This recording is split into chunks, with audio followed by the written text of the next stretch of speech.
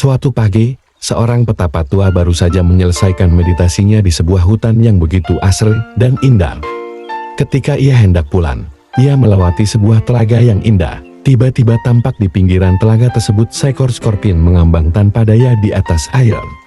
Pak tua tersebut menggeser skorpion tersebut ke tepian telaga, lalu dengan sebuah akar pohon yang menjuntai keluar ia berpegangan, sementara tangannya yang satu lagi mencoba meraih skorpion tersebut untuk menolongnya agar tidak tenggelam. Namun ketika dia menyentuh skorpion tersebut, skorpion itu langsung berusaha menyengatnya. Spontan secara refleks si Pak tua menghindarinya. 1 menit kemudian, setelah keseimbangannya sudah stabil kembali, ia mulai kembali usaha penyelamatannya.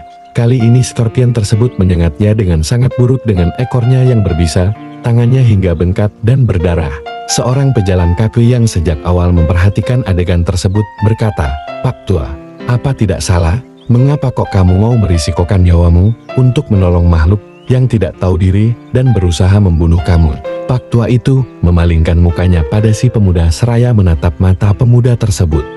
"Sahabatku, adalah sifat alamiah skorpion untuk bereaksi dengan menyengat, dan hal ini tidak mengubah sifat alamiahku untuk menolong.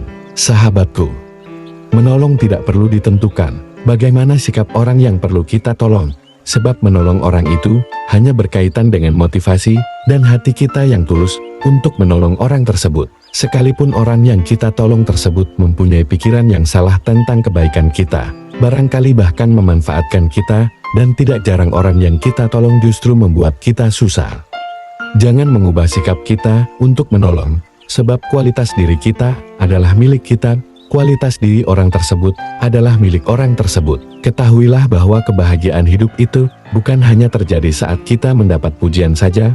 Kebahagiaan hidup itu akan terasa begitu luar biasa justru ketika hidup kita ini dapat berguna bagi orang lain, atau ketika kita mampu membuat sebuah perbedaan hidup ini dengan mengubah kebencian menjadi cinta, kesedihan menjadi kebahagiaan, kegelapan menjadi terang.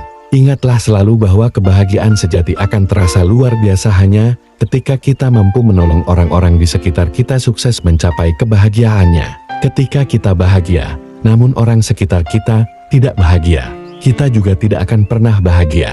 Mari hidup sebagai terang di tengah kegelapan, kehangatan bagi dunia yang menjadi lebih dan lebih dingin ini. Teruslah bagikan kebaikan. Galatia pasal 6 ayat ke-9. Janganlah kita jemu-jemu berbuat baik, karena apabila sudah datang waktunya, kita akan menuai jika kita tidak menjadi lemah. Lukas pasal 6 ayat ke-35. Tetapi kamu, kasihilah musuhmu, dan berbuatlah baik kepada mereka dan pinjamkan dengan tidak mengharapkan balasan, maka upahmu akan besar dan kamu akan menjadi anak-anak Allah yang Maha Tinggi, sebab ia baik terhadap orang-orang yang tidak tahu berterima kasih dan terhadap orang-orang jahat.